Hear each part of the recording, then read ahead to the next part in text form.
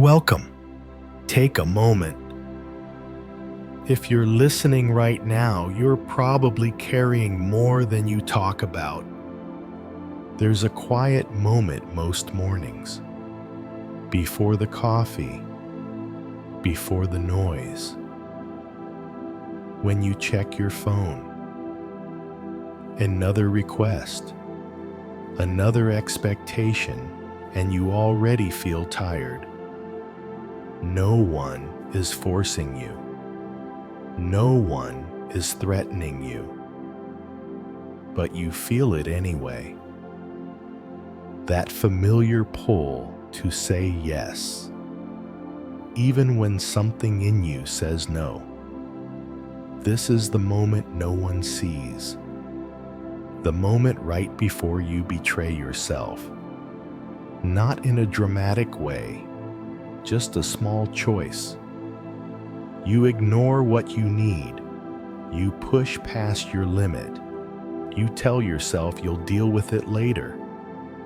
Most people call this being responsible, being strong, being a good man. But there's another way to look at it. Older, quieter, more honest.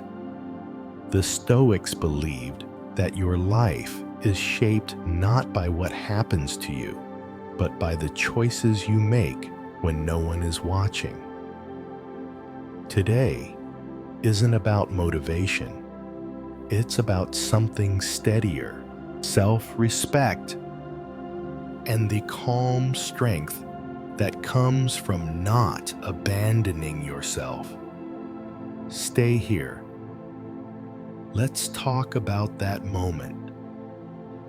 That calm strength comes from not abandoning yourself. And yet the moment you hear the words self-love, something tightens. It sounds soft, like an excuse, like letting yourself off the hook. Maybe you picture long talks about feelings, warm baths, affirmations taped to a mirror. Nothing wrong with those things, but for a lot of people, especially those who've had to carry weight for a long time, that version of self-love feels disconnected from real life. You were taught something else. You were taught to push through, to handle it, to show up no matter what, to be reliable, to be useful. So when someone says, just love yourself, it can feel like they're asking you to become someone you're not, someone softer than the world allows. But that's not the real problem. The problem is that self-love has been translated into comfort, and comfort was never the Stoic goal. Think about a familiar scene. Late afternoon, work's been heavy, your shoulders are tight. There's still one thing on the list you promised yourself you'd do. It's not dramatic, just a walk, a workout, an honest conversation, turning off the phone earlier than usual, and there it is, that quiet negotiation in your head. You've done enough today. You deserve a break. Tomorrow will be better. Sometimes that voice is right. Rest matters. But sometimes that voice isn't kindness. It's avoidance wearing a friendly face. The Stoics noticed this long ago. They didn't talk about self-love the way we do now. They talked about self-command, about character, about living in a way that lets you respect the person you see in the mirror. Epictetus was blunt about it. He believed that freedom doesn't come from feeling good. It comes from governing yourself well, not harshly, not cruelly, but clearly. Here's the difference. Comfort asks, what will make this easier right now? Self-respect asks, what choice keeps me aligned with who I want to be? One chases relief. The other builds trust. You can feel the difference in your body. Relief is quick, then hollow. Trust is quiet, then steady. This is why self-love sounds soft, because it's been stripped of discipline, of standards, of the willingness to do the right thing, even when no one is watching. True self-love doesn't say, do whatever feels good. It says, don't lie to yourself. It means keeping small promises, not because anyone else will notice, but because you will. It means resting when you're genuinely depleted and moving when you're just resisting. It means saying no when yes would cost you something you can't afford to lose. Your energy, your clarity, your self-respect. Marcus Aurelius wrote reminders to himself like this, not for inspiration, but for correction. Gentle, firm, honest. He understood something we forget. You don't rise to the level of your intentions. You sink or stand to the level of your daily choices. Self-love, in the Stoic sense, is not softness. It's loyalty to your values, to your word, to the kind of person you're becoming. And once you see that the idea doesn't feel weak anymore, it feels solid. It feels solid. And solidity shows up first thing in the morning. Not in a big decision. Not in a speech you give yourself, but in something almost invisible. The day starts quietly. Feet on the floor, cold tile, a glass of water, the light coming through the window before the city fully wakes up. And then comes the first real moment. Before work, before family, before anyone needs anything from you. It's the moment when you remember a promise you made to yourself.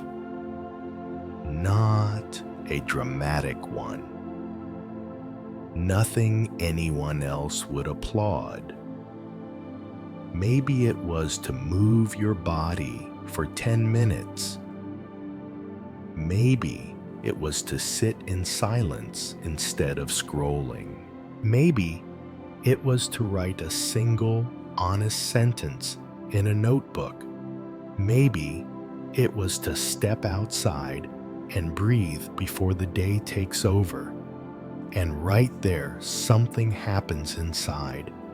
You feel the pull to skip it, to delay it, to tell yourself it doesn't really matter. No one will know. No one will check. No one will call you out. That's why this moment matters. The Stoics paid close attention to these small choices. They understood that character isn't built under pressure. It's built when there's no pressure at all. Epictetus used to say that the real test of a person isn't how they act in public, but how they govern themselves in private. This is what he meant. When you keep that small promise, something quiet settles in. Not excitement, not pride, just steadiness. You didn't do it for motivation. You didn't do it to feel good. You did it because you said you would. And your nervous system notices that. Your mind notices that. Each time you follow through, you lay down a piece of evidence. Evidence that you can be trusted. Not by others, by yourself. Most people spend their lives trying to build confidence. The Stoics aimed for something more reliable. Self-trust. Confidence rises and falls with mood, results, and approval. Self-trust grows slowly, quietly, through repetition. It doesn't care if the day goes well. It doesn't disappear when things get hard. It comes from knowing this simple truth. When I give my word, even to myself, I honor it. This is why the first choice of the day matters more than the rest. It sets the tone long before you open your email or get pulled into someone else's urgency. Miss this moment often enough and something erodes. You start negotiating with yourself all day long. You start doubting your own intentions. You start needing external pressure just to move. But keep this moment and the opposite happens. You don't need to hype yourself up. You don't need to force discipline later. You've already proven something important before the world asks anything of you. Marcus Aurelius wrote his private notes early in the morning, not to inspire others, but to align himself, to remind himself what kind of man he intended to be that day. Not perfect, just honest, just governed. The first Stoic choice of the day isn't about productivity. It's about alignment. It's choosing to act in a way that lets you respect yourself at night. Even if the day is messy, even if things don't go your way. One small action, done on purpose, without witnesses. That's where calm strength starts. And once you understand that you stop looking for motivation, you start building something quieter, something that lasts. Something quieter starts to take shape. You feel it after a few mornings of keeping small promises. Not confidence, not excitement, just a steady sense that you're not drifting anymore. And that's when another question shows up. Why does it still feel so uncomfortable when someone disapproves of your choices? A raised eyebrow, a delayed reply, a comment that lands a little sharper than it needs to. You tell yourself it shouldn't matter, but it does. Most of us were trained early to look outward. Grades, performance reviews, likes, raises, approval. You learn the rules fast. Do well, and someone nods. Mess up, and someone frowns. That pattern sinks in deeper than we realize. Years later, long after school and scorecards, the habit remains. You still feel the pull to check how you're doing by watching other people's reactions. A quiet need to be cleared, to be validated, to be told you're good. But here's what the Stoics understood, and what most people never stop to examine. If your sense of worth depends on approval, your peace is never in your hands. Epictetus spoke directly to this. He drew a hard line between what belongs to you and what never will. Other people's opinions live on the wrong side of that line. You can't control them. You can't secure them permanently. You can't earn them once and be done. Chasing approval is like trying to hold water. The tighter you grip, the faster it slips through. Internal authority works differently. It doesn't come from being liked. It comes from being aligned. Think about a moment you know well. You make a decision that's right for you, clear, thought through, honest. And someone doesn't like it. They don't yell. They don't explode. They just go quiet or distant. That's usually when the doubt creeps in. Maybe I should explain more. Maybe I should soften it. Maybe I made a mistake. But then there's another feeling subtler than doubt, a kind of stillness. You know why you chose what you chose. You didn't act out of fear. You didn't react. You didn't betray yourself to stay comfortable. That stillness is internal authority. Marcus Aurelius reminded himself daily that it's better to be whole than to be praised.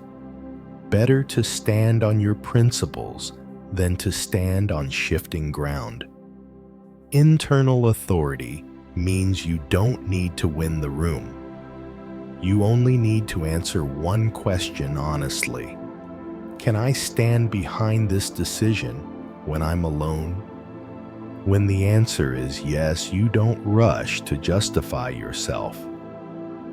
You don't rehearse arguments in your head. You don't replay the conversation all night. You let the discomfort pass.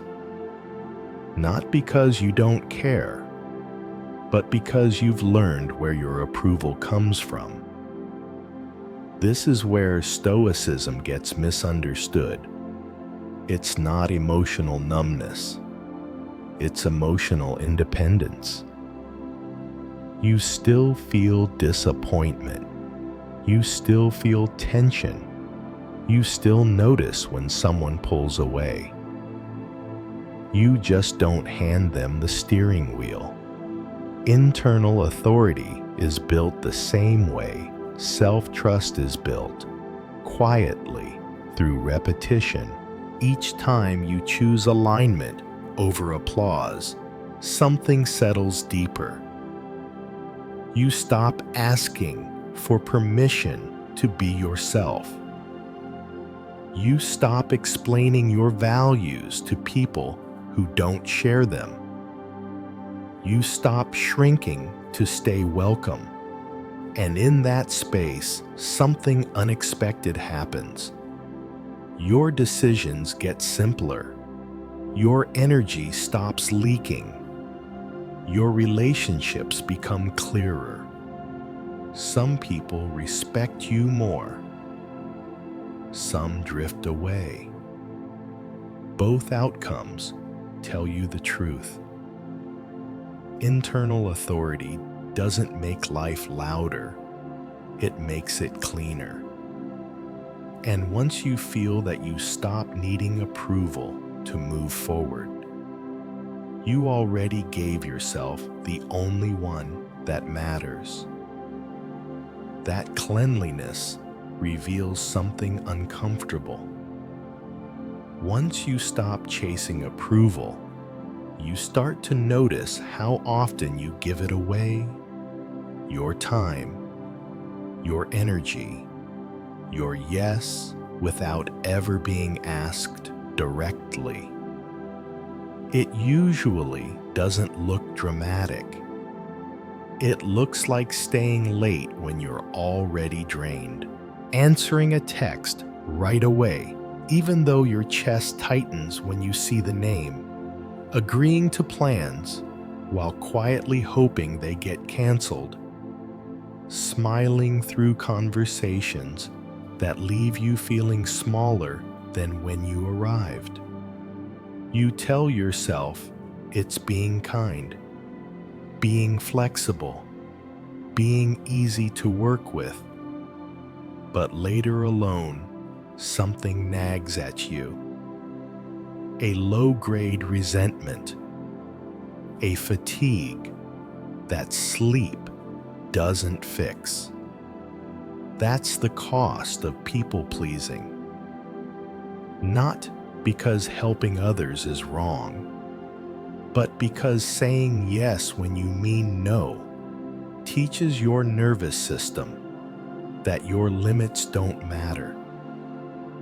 Most people-pleasers don't think of themselves that way. They think of themselves as dependable, good teammates, good partners, the kind of person others can count on. And that's exactly how it becomes dangerous, because the habit doesn't come from generosity. It comes from fear.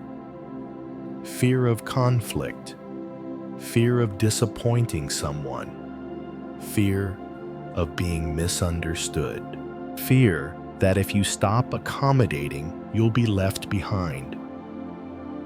The Stoics were clear about this.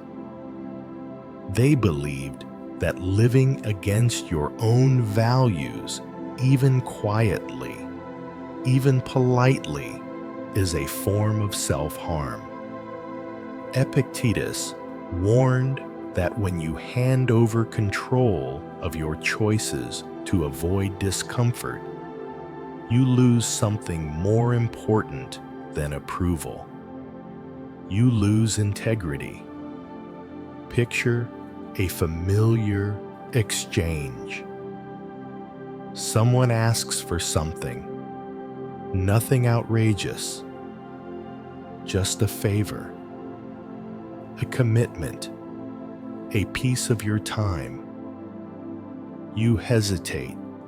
You feel the no forming. But you say yes anyway. Not because you want to, but because it feels easier than explaining. In that moment, no one yells at you. No one punishes you. No one notices anything at all, except you. You feel the shift inside, a subtle tightening, a quiet withdrawal.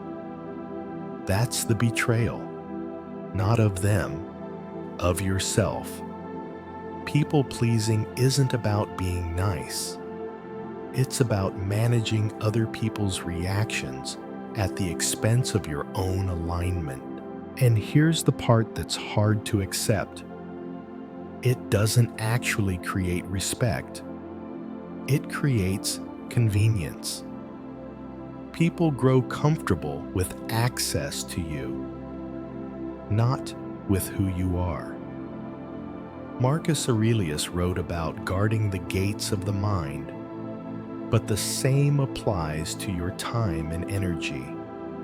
If you let everything in, you'll have nothing left to stand on. Stoicism doesn't ask you to become cold. It asks you to become clear. Clear about what you can give. Clear about what you can't. Clear about when helping is a choice and when it's a reflex driven by fear. The shift begins internally. Before you respond, before you explain, before you soften your words to make them easier to swallow, you pause. You ask a simple question. Is this aligned, or am I trying to avoid discomfort? Alignment feels calm. Avoidance feels rushed. One is steady, the other leaks energy. People-pleasing tells you that harmony comes from agreement. Stoicism teaches something quieter. Peace comes from honesty. Sometimes that honesty disappoints people. Sometimes it creates space. Sometimes it ends relationships that only worked when you were smaller. That's not cruelty. That's clarity. When you stop betraying yourself in small ways, you don't become less kind. You become more real. And real generosity, the kind that doesn't come with resentment, only grows where self-respect lives. Learning to say no isn't rejection, it's loyalty. Loyalty needs a structure. Without one, it leaks. You can feel it the moment you hesitate before replying. The pause before a message. The extra sentence you add to soften what should be simple. The explanation that keeps growing because you're trying to manage how someone might feel. That's not clarity. That's negotiation. Most people think saying no is an emotional act. Cold, harsh, selfish. So they wait until they feel justified, until they're exhausted enough, angry enough, hurt enough. By then, the no comes out sharp, or defensive, or buried under apologies. The Stoics approached it differently. They treated boundaries like policy, not mood, not impulse, not reaction. A policy doesn't argue. It doesn't explain itself every time. It simply exists. Think about how organizations work. Office hours, deadlines, clear roles. No one takes it personally when a system has limits. They adjust. But when you have limits, you're taught to feel guilty. That's the confusion.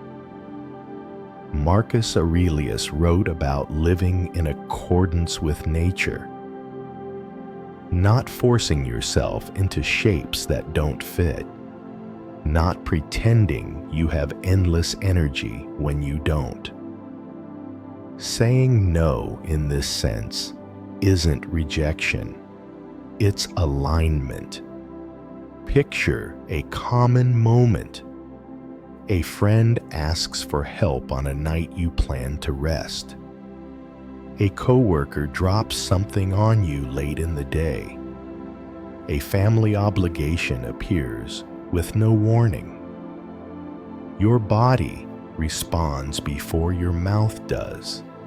A tightening, a quiet resistance.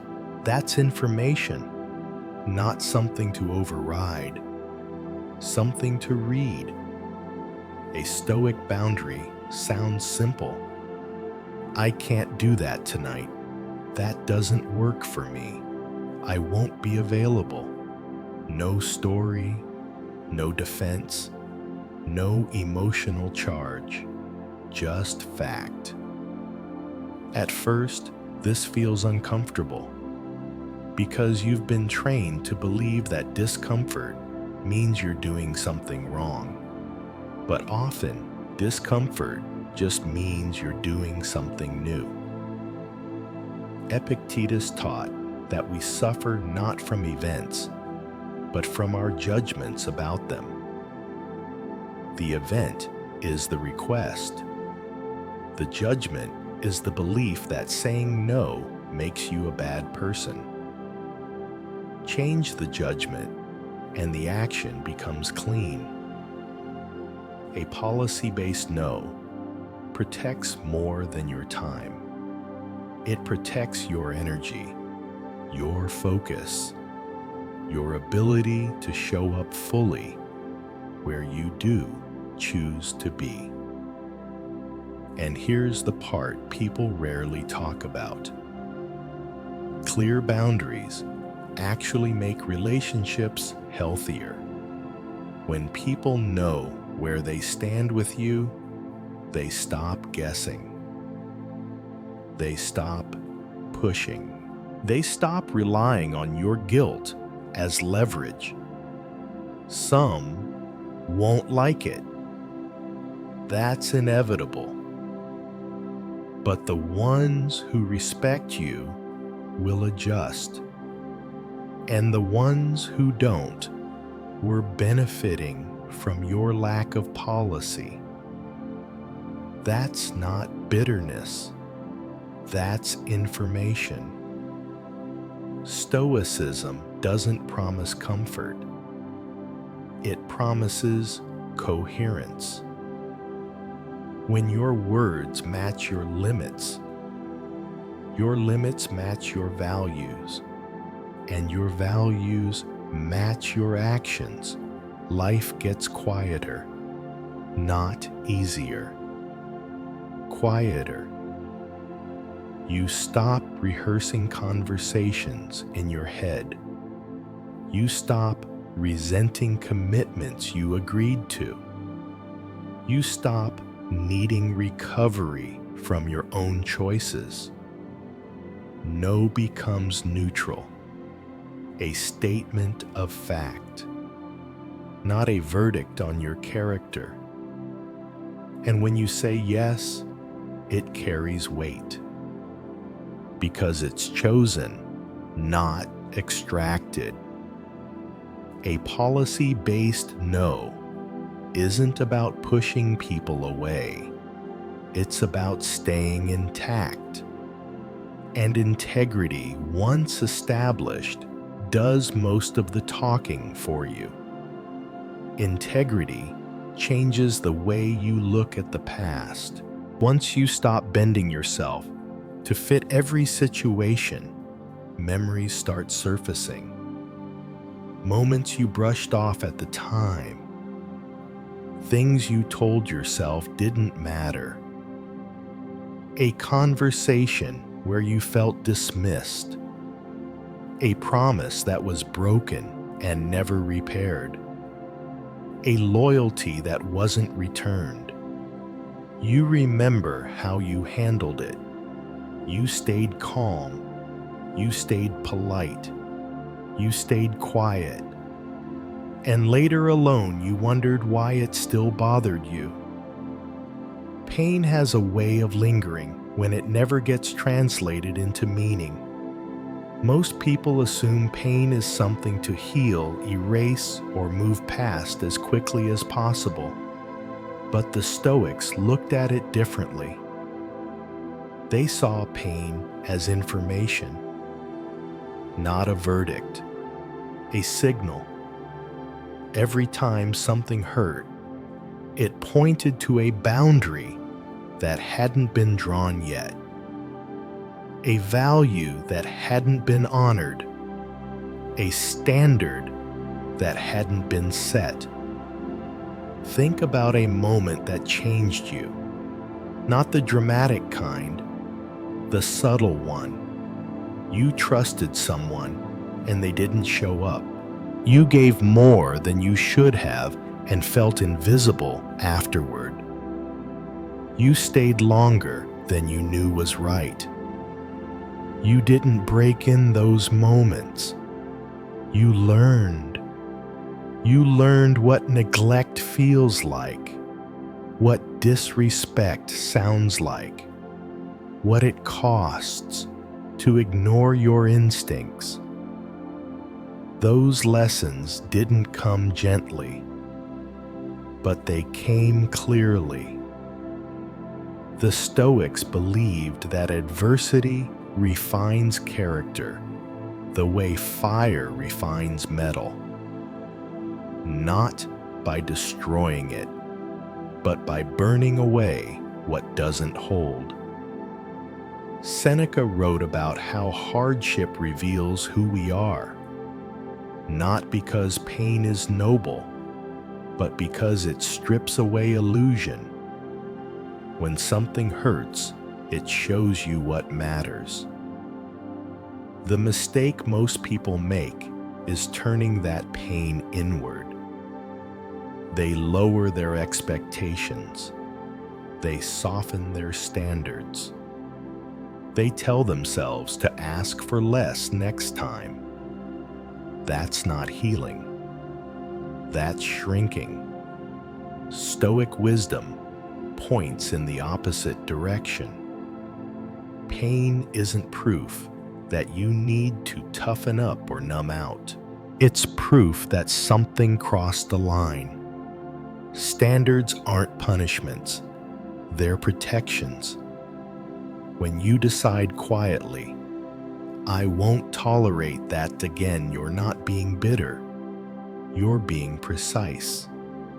Precision changes everything. You stop explaining why certain behaviors don't work for you. You stop waiting for apologies that may never come. You stop returning to places where your presence is taken for granted. Not with anger, with clarity. Marcus Aurelius reminded himself that the soul becomes colored by its thoughts. If you keep telling yourself that pain means weakness, you learn to distrust your own experience. But if you tell yourself the truth, that pain taught you where your values live, you begin to trust your judgment again. Your standards don't need to be loud. They don't need to be announced. They show up in who you give access to, how long you stay, and what you choose not to revisit. This is where self-respect becomes visible, not in how well you endure mistreatment, but in how clearly you respond to it. You don't owe your pain forgiveness on someone else's timeline. You don't owe anyone continued access because of shared history. You don't owe explanations for the standards your experiences earned.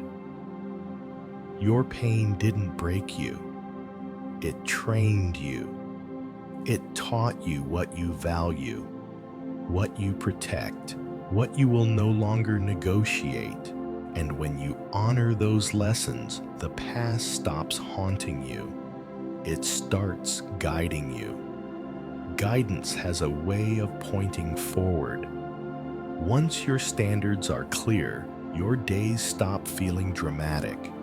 They start feeling repetitive. And that's where most people get restless. They expect growth to feel like momentum, like progress you can measure, like something that shows. But character doesn't announce itself. It forms quietly in moments no one would bother filming. Think about an ordinary evening. Dishes in the sink, a half-finished task, a choice between zoning out or doing the one small thing you said you would. Nothing heroic, Nothing inspiring, just a fork in the road that lasts about 10 seconds. Those 10 seconds matter more than people think, because that's where character is decided. Not when the stakes are high, not when people are watching, but when the moment feels too small to count.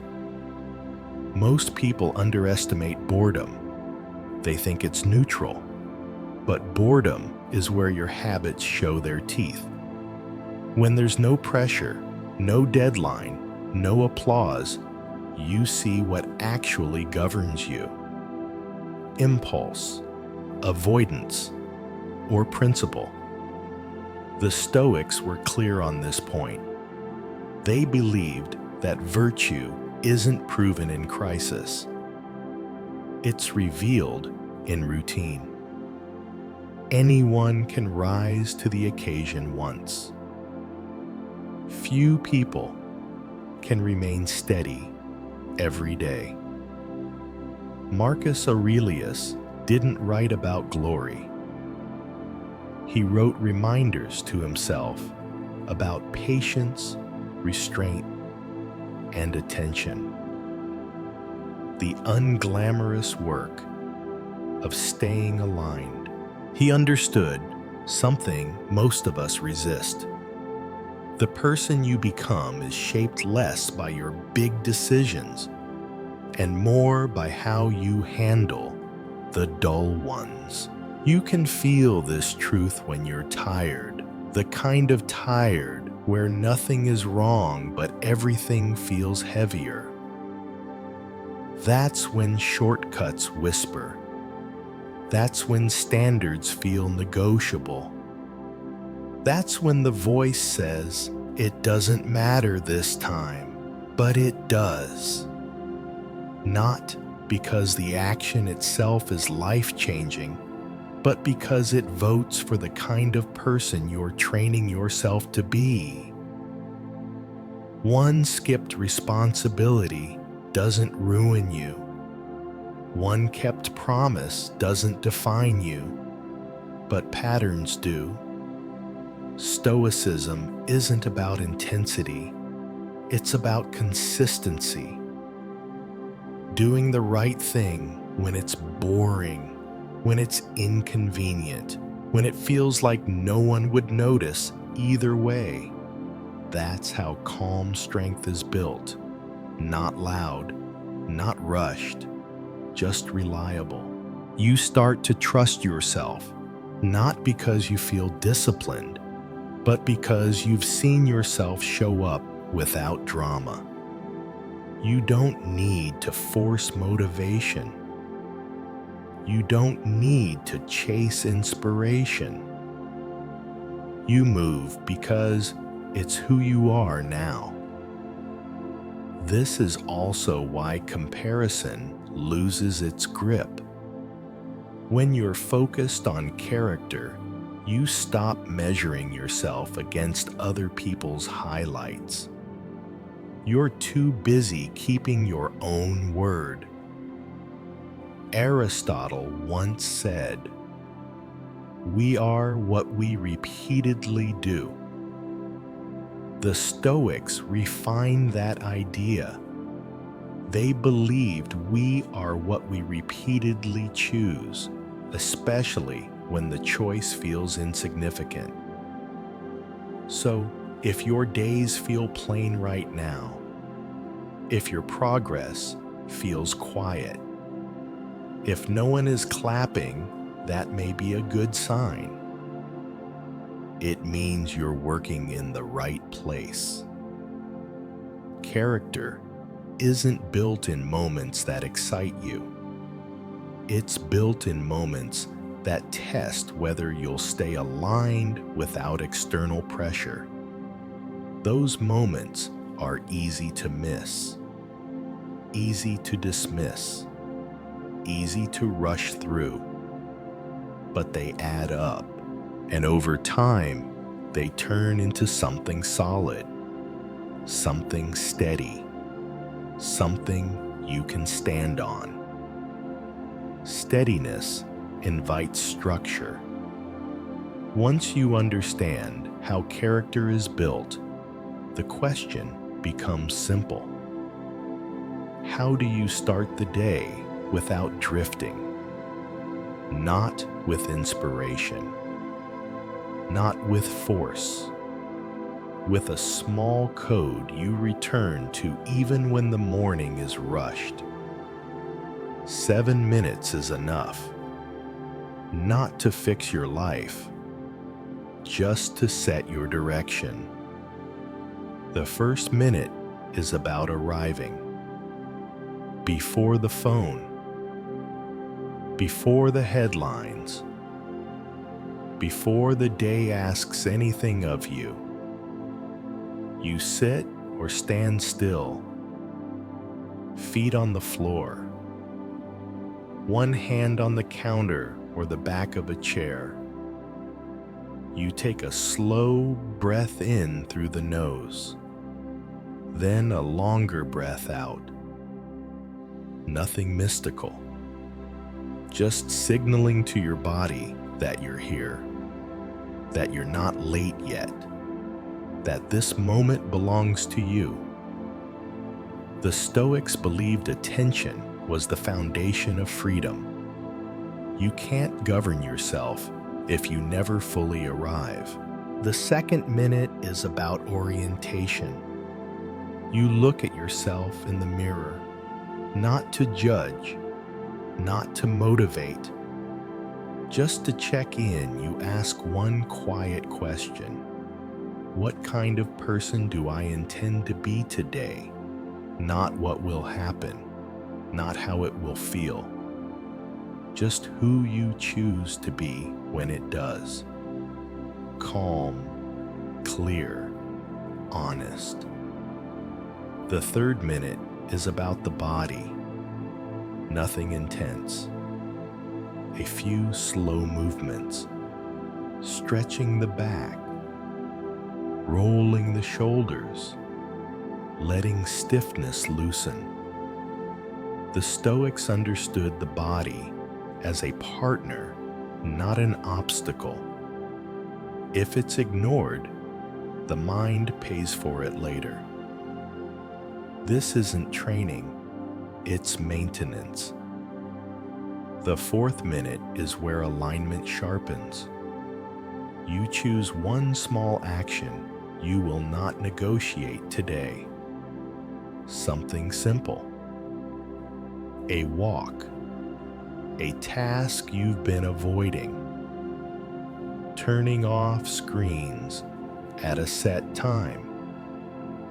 You don't stack goals, you pick one. Marcus Aurelius warned against scattering your attention. Focus creates strength.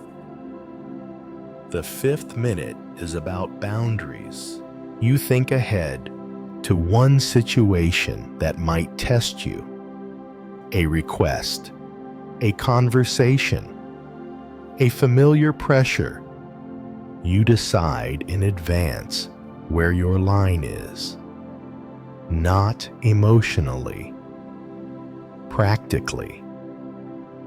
What you will say, what you will not explain. This isn't pessimism, it's preparation. The sixth minute is about perspective. You remind yourself that most of what happens today will be outside your control. Traffic, other people's moods, delays. The Stoics didn't fight reality. They met it without surprise. You let go of what isn't yours to manage and keep your grip on what is, your response, your effort, your standards. The final minute is quiet again. You stand still. One more slow breath. No affirmation, no speech, just a sense of readiness. This is the point. You don't walk into the day hoping to feel confident. You walk in committed to acting with integrity. 7 minutes won't make you fearless. It won't make you perfect. But it will do something more useful. It will make your mornings deliberate. And when your mornings are deliberate, your days stop pulling you apart. This isn't a ritual to admire. It's a code to live by. Simple, repeatable, quiet. The kind of structure that doesn't demand belief, only participation. And if you keep returning to it, even on messy mornings, it becomes something solid you can rely on. Not motivation, alignment.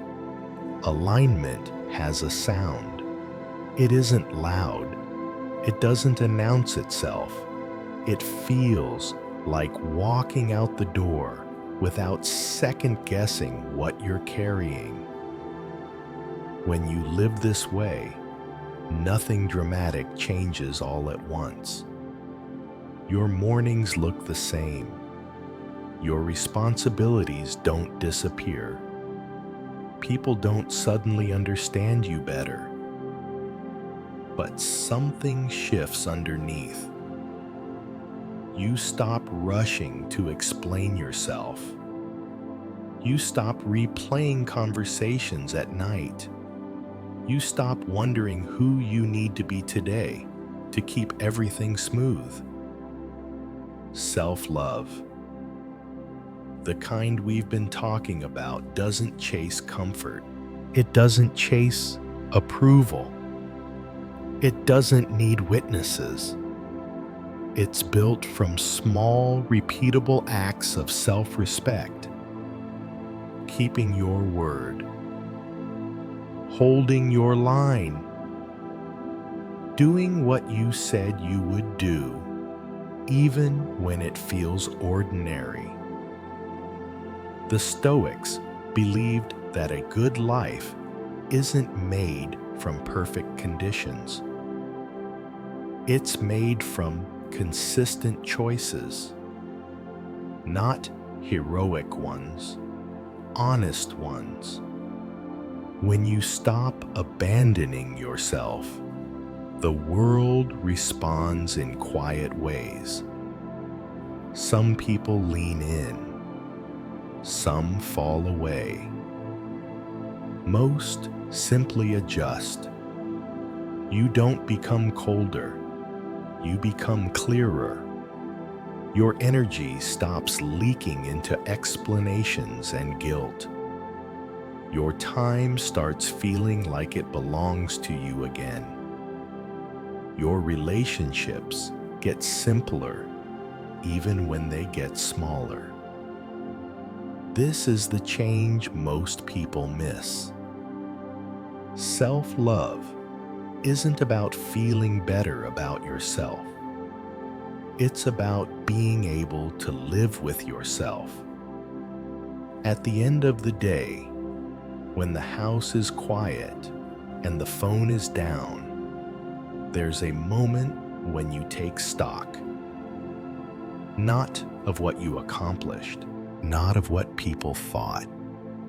Just this question: did I live today in a way I respect? When the answer is yes, even imperfectly, sleep comes easier. Tomorrow feels cleaner. Marcus Aurelius reminded himself that peace comes from wanting what you already have and doing what's already yours to do. Not more, not less, just enough. This way of living doesn't make you untouchable. It doesn't shield you from disappointment. It doesn't guarantee outcomes. What it gives you is steadiness, a sense that no matter how the day unfolds, you won't lose yourself in it. That's why self-love is quiet and why it changes everything. You don't need to overhaul your life tonight. You don't need a plan that impresses anyone. Choose one small act of self-respect tomorrow morning. Just one. Keep a promise. Hold a boundary. Tell the truth without sharpening it. Let that be enough. If this way of thinking resonates, stay close to it. Return to it when the days get loud. Share it with someone who carries more than they say. And if you want to keep walking this path, the one built on calm strength and earned self-trust, you know where to find the next step. Go live today in a way you won't have to apologize for later. Quietly. On purpose.